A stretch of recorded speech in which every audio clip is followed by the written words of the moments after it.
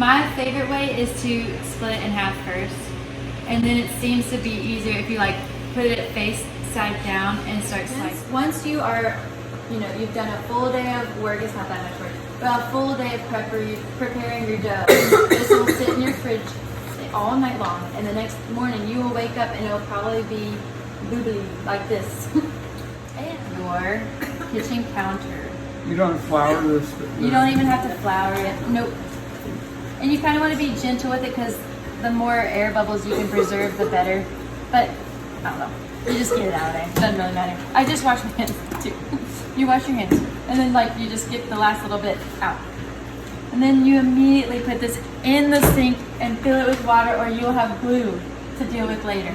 So, that's another pro tip. Any question about that? Anyone have one of these at their home? This works for great things like scraping Sourdough off the floor. This is the best. We use this all the time. This is called a bench scraper, and I don't know. Yeah, they're all kinds of different ones. Wooden ones, metal. It's okay that this is metal. Doesn't matter. And what you're gonna do is you're gonna take your bench scraper and you're just gonna divide your dough in half because good news. This is 2 loaves of bread. So you're making 2 loaves at a time, which you can either eat both of them at that same time, or you can bake it all the way through, freeze it, give it to a friend. It'll sit well on your shelf for a day or so. Before you have to actually cover it and put it away, Okay, so here is this is 1 loaf and this is 1 loaf. They're not perfect, they're about right, but you're gonna take your dough and you're gonna pull it apart, so on step 6, divide and shape the dough. That's what we're doing right now. We're gonna pull it, stretch it out, kind of just all the way to the edges as much as you can. And it will tear sometimes, and that's okay. Good dough doesn't tear, but oop, I'm gonna tear right there, it's fine. You just keep tearing. You kind of just wanna stretch it out as much as you are able, but don't sweat it. And you're gonna fold it like a third of the way. Basically, that was more than a third. And then you fold it another third of the way, like that. So you're folding it in on itself. And then from one end, you're gonna just roll it up. Like this. So now it kind of looks like a giant croissant. Then, you have cinnamon roll. Then this part looks complicated, but you will get the hang of it the more you practice. But you're gonna use your hand and scoop it under. Your goal is to put the edges underneath kind of. So you are spinning it on itself to try to make it tucked under. I'd like to ask, did you put something on your hands so it's not very sticky, or your dough just isn't very sticky? My dough is not very sticky. And if you go through these steps, your dough will not be super sticky. But you can wet your hands. Wetting your hands is helpful if you don't want the dough to stick to your hands. It works with sourdough bread. It doesn't really work with much other dough, but if you wet your hands. So your goal in this point is to it's called building tension within the bread, but you're also just trying to help it have a smooth little top. Like that. I'll show you again. You can just stretch it out as much as you can. And I'm telling you, if I can make bread, anybody can make bread. This is a lazy method of bread making anyway, because I've already lessened the steps, and it's a lazy girl method, lazy man method if you want it. But if, let's say you are doing this and you feel like it is falling apart, nothing is working, bake your bread, it's gonna be okay. It's not gonna be the most beautiful loaf, but it'll work out. Even sometimes I'll have a tear on the top and I'm like, oh no, and then you try to fix it and it makes it worse. It's okay, it'll still be okay. So then take it and fold it a third of the way, and then another third of the way, and then roll it up from one end, like this. And then you're gonna kind of tuck it under. As much as you can get your edges to be kind of tucked under. So I'm kind of using my hands like that. As I twist it, I'm kind of tucking my hand under. And again, it's a lot of just doing it a few times and figuring it out. Parchment paper is your friend with sourdough bread. So I just get 2 pieces of parchment paper and put it out little squares. Dough and put it there to rest, and pick up your dough and put it there to rest. And this resting period happens for about 30 minutes. But again, if you don't have 30 minutes, doesn't matter. You can just go ahead and put it in the oven. But ideally, you would have 30 minutes. Everything is pretty easy and not super duper, like you don't have to follow the letter exactly. The next step is you are going to put a little bit of flour on the top of your dough after you've waited 20 to 30 minutes, and then you're going to score it with a razor blade. This is called a bread lane. At home, I don't even use this. This is like in my drawer at home. I just use a razor blade and just hold it with my fingers and oops. I'll show you. But I'm just showing, this is the technical thing that you would use to cut the top of the bread, but you don't have to invest in this if you don't want to. Could you just use a sharp knife? You can use a sharp knife. You can use kitchen shears. I've seen people just like do some little cuts. Yeah. This is not bread flour. This is just flour. This is just all-purpose white flour from Costco. And you rub it on there, and you just want it to be kind of dusted and not so naked. Yeah. Some people like a lot of flour. I've seen people not even do that flouring step. It's basically your preference. Your design will show up better if you put a lot of flour. That's basically it. Some people don't like to eat a piece of toasted bread with a bunch of like kind of raw flour on it, so some people eliminate that stuff, so it's up to you. But you do, I put a little bit of flour on there so that my design shows up. So you get your razor blade, and you can do it any way. So I'm just going to show you the most simple way right now. Oops. You just cut it deep, and you make a cross. And then if you are like, oh, I want to make it deeper, you just kind of cut a little bit more on your same line. And that's going to be beautiful bread. And the reason you do that is because you want steam to naturally have a way out from within the bread while it's cooking, and it makes it all crusty and nice on the outside. So I like to just make, this is what I do at home. I make like a little tiny banana shape semicircle on the side, and I'm gonna make it a little bit deep because that's gonna be the part that like releases the most amount of steam. It's called the leaf, the leaf or the ear. As it comes up, it'll kind of like curve, or then I just like make little slices like this, and it's a pretty kind of leaf shape. You don't cut very far in. Yeah, on this second, like this cut is going to be much deeper. This one's more just like a decorative cut. And when you cut into your bread to eat it, you don't even see the design. So it doesn't really matter in the end, but it's pretty whenever you bring it out of the oven.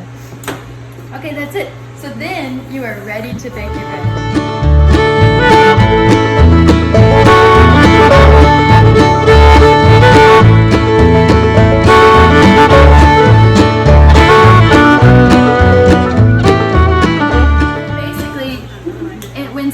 My dough on the parchment, I put my dough right on there first, and then I put the flour on, score it, And then you can I've never seen that. lift it into it.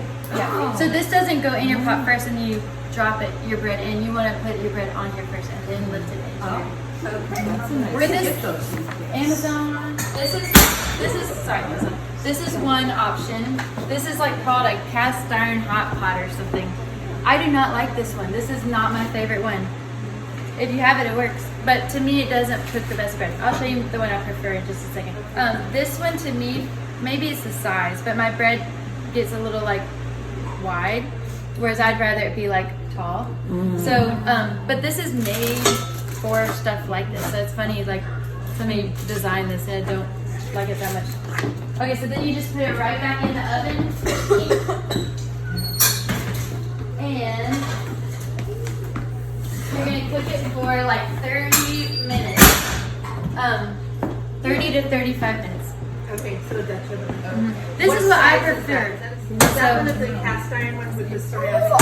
Yeah, it has enamel on the outside. Have you used the cast iron with enamel? I was just gonna say, what about that? You enamel on the can. inside? I've never, but I've seen people do that online. Yeah. So And definitely preheat your vessel, your Yes. pot. Okay. Okay. and I have never used these for anything else besides sourdough. So Okay. I've never even like washed the insides of them with soap or anything because I don't want my sourdough to taste like. Yeah. And I don't even want to season them with olive oil because I don't want it to taste like anything at all. So now we're gonna set a timer for 35 minutes. 30, like how done you want it on the outside. Same temperature. Right, same too, because you don't change it or anything. Then you want to let it cool before you slice into it, which that's The hardest part. blasphemy. I always cut into it, you know. But that's the ideal thing. It's still continuing to cook as it's cooling down, they say, and then it will get like kind of gummy.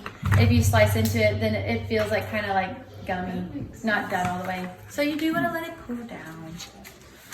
But that's hard. Did you say 5 minutes of just with the lid off? Yes, 5 minutes to brown just the last little bit, to get the last little crunchies.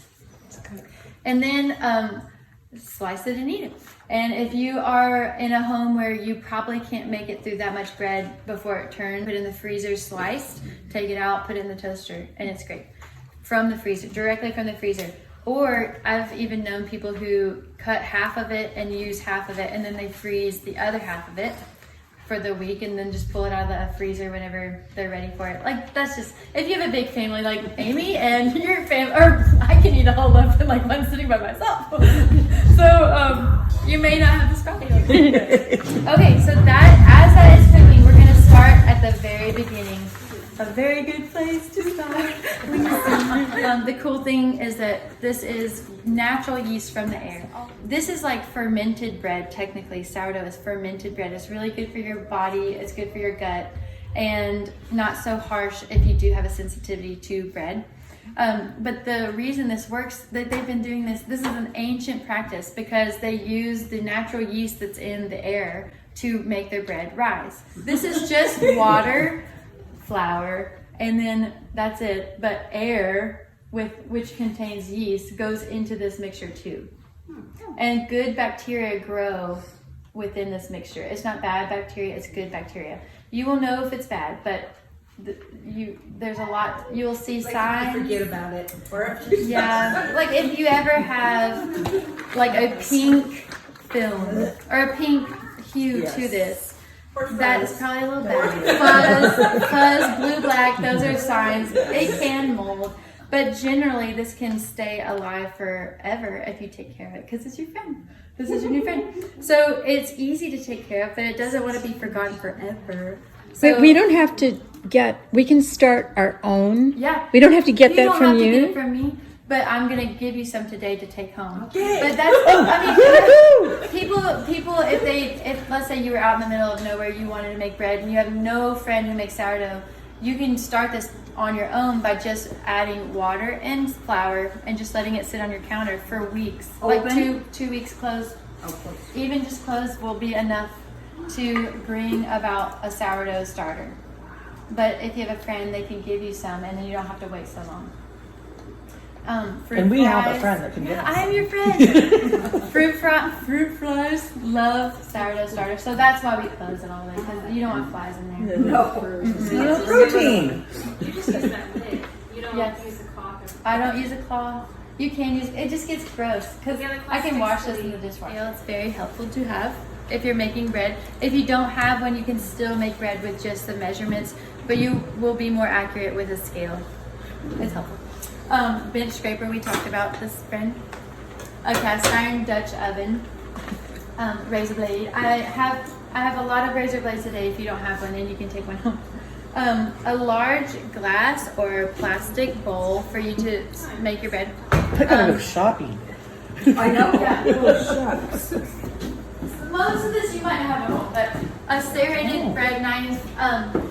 This kind of blade is what you'll use to cut bread the most easy, and it is, like I said, fermented flour, water, and water. That's all it is. Size jar do you use? This is like a quart-sized jar. Oh, and I didn't put on there, but you need really good oven mittens. So when you are going to feed your starter, because you want to keep it alive, this is a practice that you'll do every few days to make sure that it doesn't die. But let's say, hold on, pause. Okay, yeah. So this is a clean jar. Remember, we're pretending you only need a little bit of your old starter to make new fresh starter. Discard. Almost, yeah. Okay. So all I'm gonna do is I'm gonna use this is my clean jar. Remember, we're pretending. So you're just gonna use a tiny bit. I'm not even weighing it or anything. I'm just gonna. It has flour in it already. Well, we're pretending like this is clean and empty, but I just didn't have an extra jar with me because I forgot. So I'm just literally gonna put about a tablespoon to a tablespoon and a half. You don't want much. So plop. Yeah, come on. Just a little plop. Okay, that's like 2 tablespoons, but anyway. So this is gonna be your new starter. And then what do you do with the old starter? I'll tell you. So I'm just gonna put this lid on just to keep it fresh. So that's Okay. the new starter that you leave on your counter and feed. Yes, but right now we haven't done anything to it. So we just put a little bit of our old starter in there. Kind of like what we're going to go This is home where with. maintaining your starter. Okay. Yes, good point. This is something you will do when you get home today, if you want, or tomorrow. It doesn't matter, either day or tomorrow. So you're gonna take a new fresh jar, and you're gonna put a little bit of what I gave you today. I'm giving you today in your new fresh jar of your starter. Then you're gonna feed your starter. So you get your water from your faucet, but I don't have a faucet here. And you're gonna go on your kitchen scale, and if you don't know this, I think everyone knows this, and if you don't, that's okay. You're gonna press tare, which just brings it to 0. Once you put it on there, you press tare. Because we're making it at 0 to start. And if you don't have a scale, And if you don't have a scale, I think in there I put let's see. Yeah, 100 grams of each and mixed it. it's 100 grams. Or basic, all it is equal parts. Equal parts. A little bit of equal parts. It's about a third of a cup. Okay. Equal parts. But I do think getting a scale is if I had to say one thing, get a scale before you get like a knife. Because again, you can just tear it. But a scale helps. And you're going to make sure that you're on, sometimes it has different units. So make sure you're on grams. And so I'm going to do, because this is a small jar, I'm not going to do that much. But I'm going to pretend like I'm doing 100 grams of water. I did 50, but we're pretending 100. And then you're going to do 100, or you're going to tear it again to make sure it's at 0. And you're going to do 100 grams of flour. At home you have things like measuring cups or spoons. Not fingers.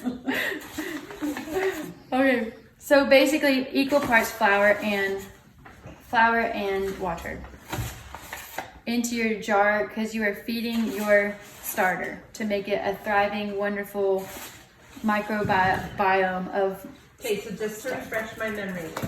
Just water and flour with I just use a knife. I use a regular metal knife at my house Oh. because it's not going to be sitting there too long. It won't cost you. It's not like living in there. You're just stirring it. You can use like a wooden stir or a plastic knife like this. And all you're doing is just making sure all of the flour is hydrated with that water.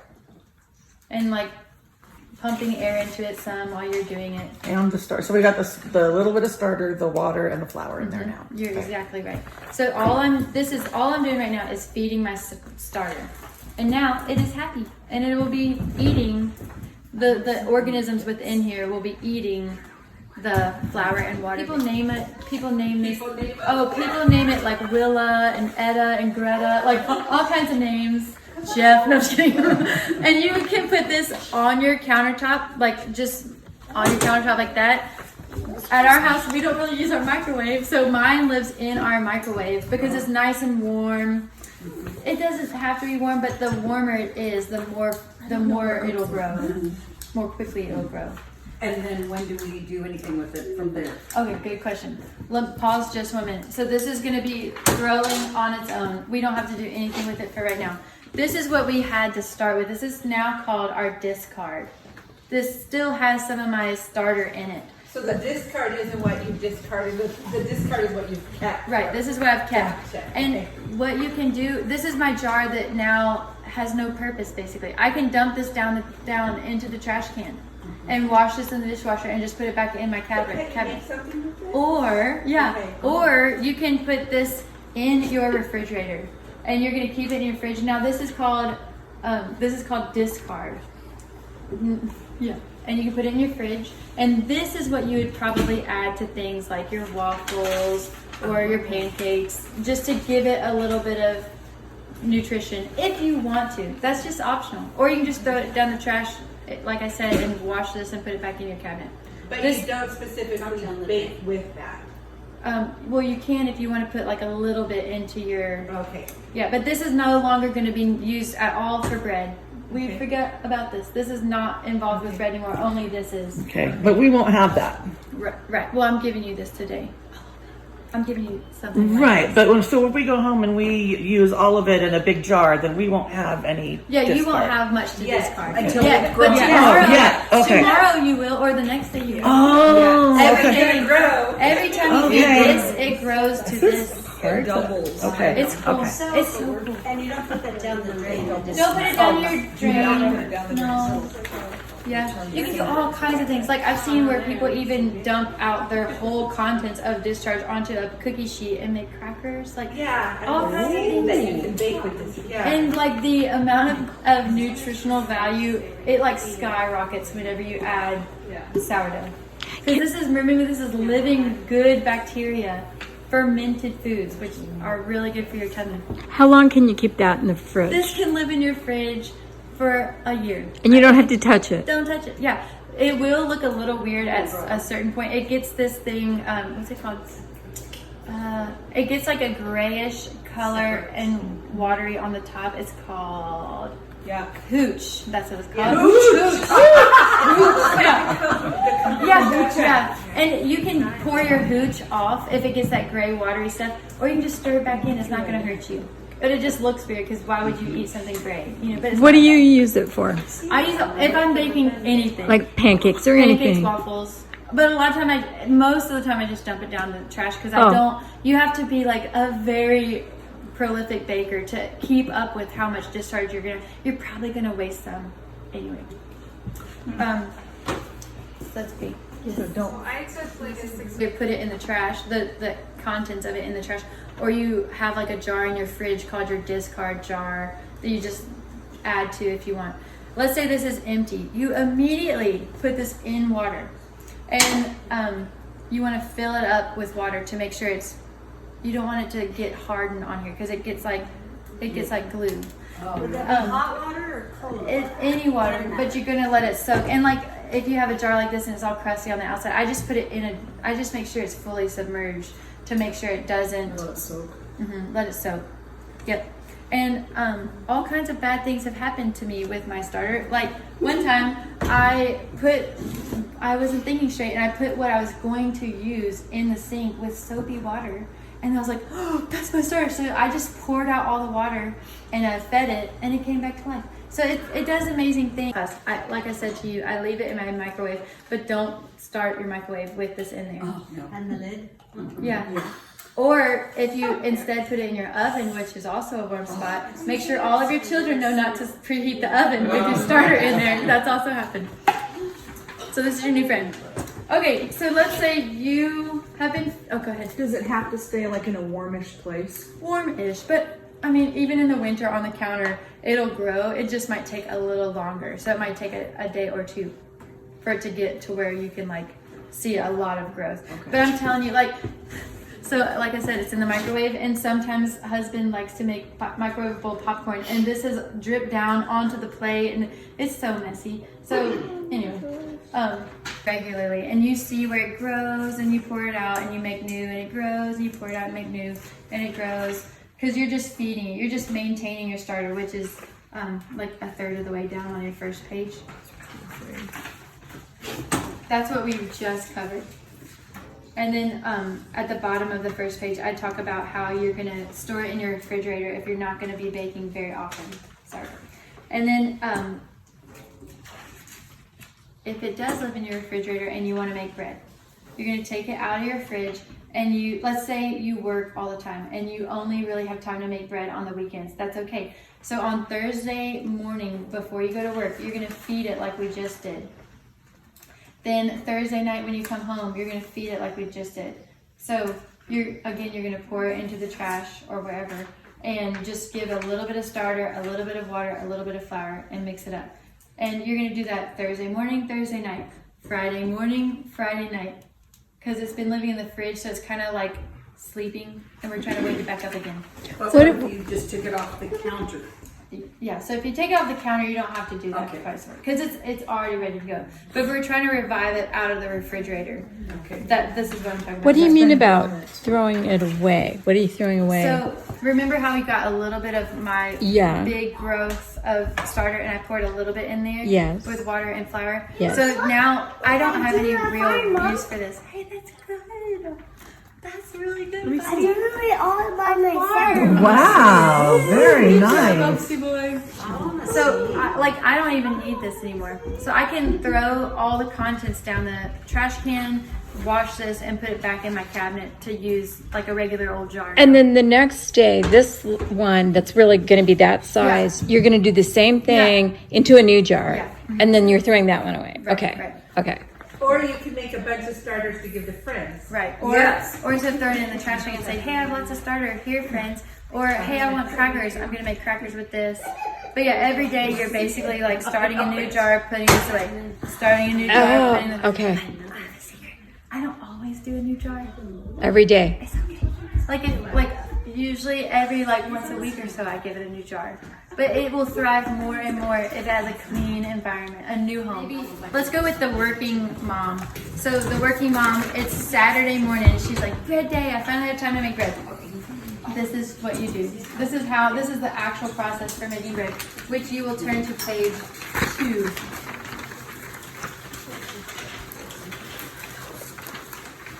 So the day that you are making bread, And this is, you're taking the starter off of the counter, Yeah. not out of your fridge. this is like, yeah, so if you are doing the refrigerator and you're reviving it back to life, don't put it back in the fridge. Just keep it on your counter. Okay. So now this has changed in name. This is now called levain. That's the technical term. It's called levain or levain. Here, I can do it. So if you look at step number 1, the day you make your bread, this is now called levain. Leaven, yeah, it's French. And let me see what time it is. Oh, we're getting close, guys. We're getting close. So the day I'm gonna make bread, I'm gonna make a new fresh jar of this, like we've been doing every day. But I'm also gonna make a second little jar over here because I'm about to dump all of this into my bread, so I don't want to get rid of it. I want to still have a little bit of starter after I dump all that away. So just on the day you make bread, you're gonna feed it twice, basically. Like you're gonna have 2 separate jars. So the day you're making bread, you have already fed this that morning, and around 1 o'clock, 1 o'clock in the afternoon, this thing is already bubbling out of its jar, and you're like, game time, bread time. So you're on Saturday, basically. I mean, it could be any day. And you're gonna get your nice bowl, and you're gonna turn on your scale, and put your bowl on there, and make sure you tear it to be at 0. We all know that. I'm just saying politics. And then you're gonna take your water, and you're gonna put in 700 grams of water. Make sure it's on grams. Oh, so close. It's like 6:30. And you don't want to use warm water is awesome because it likes warm environments, but it doesn't have to be like a certain temperature. Okay, so you want to get to 700, and then you press tear again to get to 0, and now you're going to dump in 200 grams of your very lively, active starter, levain. Same thing. Like, why is it messy? But isn't that the one you just put the flour and water Let's in? do it this one. Yeah. Okay. Because that's not really growing yet. You're That's right, what I was you're right, thinking. You're right. You Okay. just helped me so much. Thank you. Thank you. So this I did feed this morning. I'll open it I up. fed this morning and I did not put it in my microwave because I put it to the side to not forget it. So it's not that great. Like it's not bubbling like it should be. But imagine that it is. And we are going to put in 200 grams of very active live sourdough. But I bet it still works. That's how forgiving it is. So 200 grams. And if one day you're making bread and it's not 200 grams, it's only like 170, it's okay. Keep going, it's gonna work out.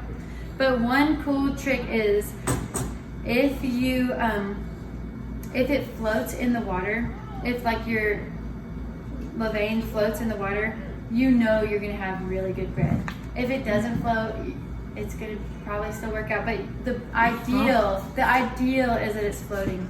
Would it make it denser, or what would it make It just would not be as fluffy, or it won't rise as much. And then you can use other tools, but your hand is probably your best bet. I always just use my hand. I use it like I make like a fork, or use my fingers spread out, and I kind of. These is for? Yeah, you could use that, but I still feel like your hand works better. Okay. Because in a little bit we're gonna add all the flour, and it just seems to work better. So all I'm doing is kind of whisking that starter in to make sure it's wet. And then this is where grams of flour. 1,000 grams of flour. So now again with your hand, because it's going to be your best tool, you're just going to kind of get all of your flour wet. And you don't want any of it to be dry. So it kind of takes a while, and your arm literally will hurt. Your arm will get sore. But it's okay, it's worth it, because you're making bread. But all of this is leading up to what you showed us when we first started. This is day 1. We started at day 2 since it's a 12 to 24 hour process. Okay, so I still have a long way to go. You just work, obviously the bigger your bowl, the better.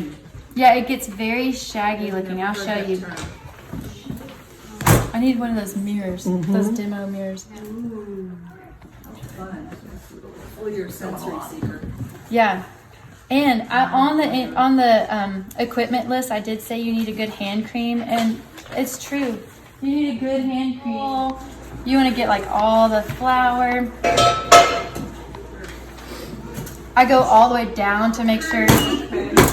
I'm like, Get the stuff on the bottom. yeah, all the stuff on the bottom. You just want any dry flour to be getting wet so it can be hydrated. And your hands will dry out, and it's okay because you are making bread.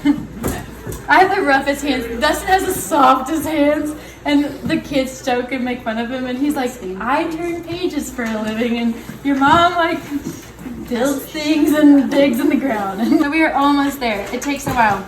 Okay, so now it kind of has a shaggy look to it. It's not smooth or soft. It's like shaggy.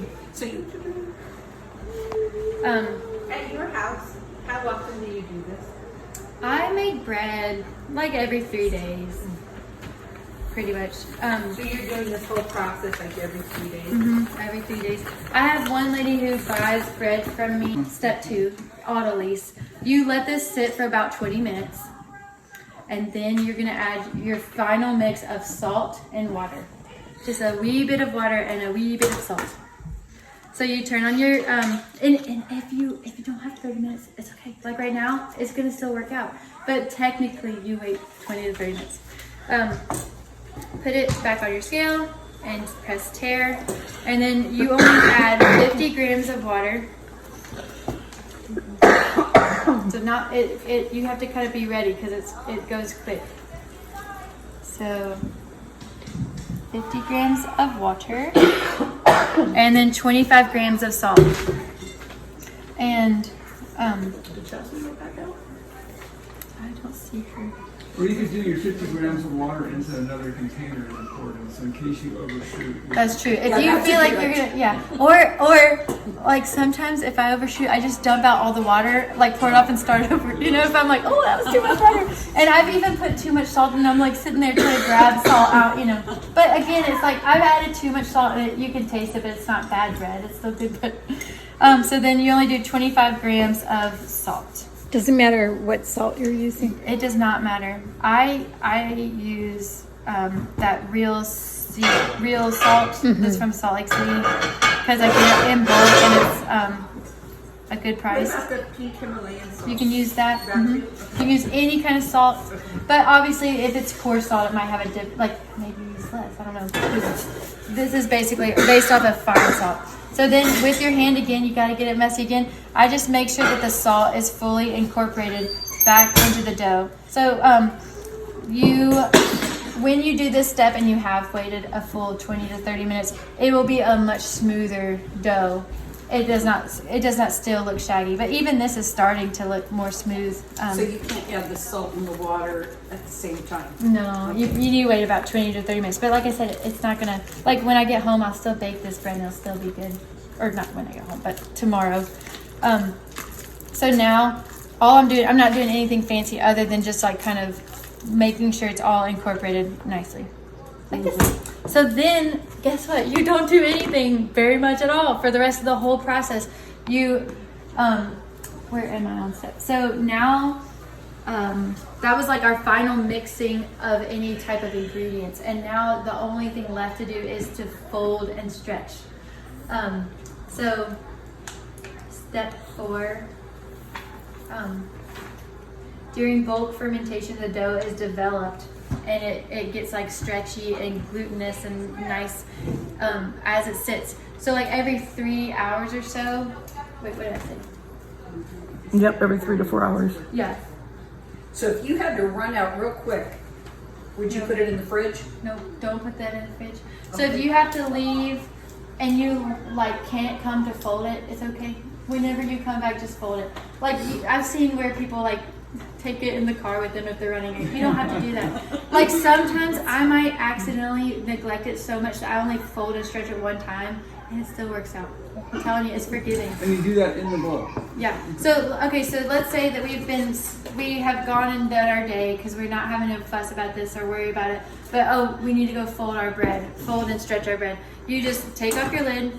I use a plate at home. Like I don't even use plastic wrap. I just get a dinner plate and just set it on top like that. But I like pull it up on one side and kind of put it towards the middle, and then I twist, and then I pull it up on one side and I put it in the middle, and then twist. And you only do that 4 times. 4, or it doesn't really matter, but I do it about 4 times. And that's all. Then you walk away and you keep living your day, doing your day. For a few more hours and then you come back. Yeah, a few more hours and you're like, oh, let me go fold my bread. I just set a timer on my phone. Or I'll put it out where I can see it on the counter. I'm like, oh yeah, bread. And then you just do it again. And how many times do you do that? So you're going to do it, the ideal is that you do it 3, or how many did I say? 3 to 4. 3 to 4 times. Okay. Throughout the day. But like I said, sometimes I've only done it once.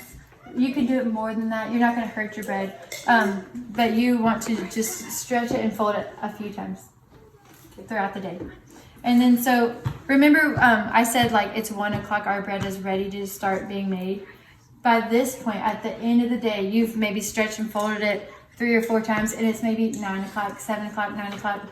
And you're ready to put this in the fridge. So the reason we put it in the fridge is because we want it to get very fermented overnight in the fridge.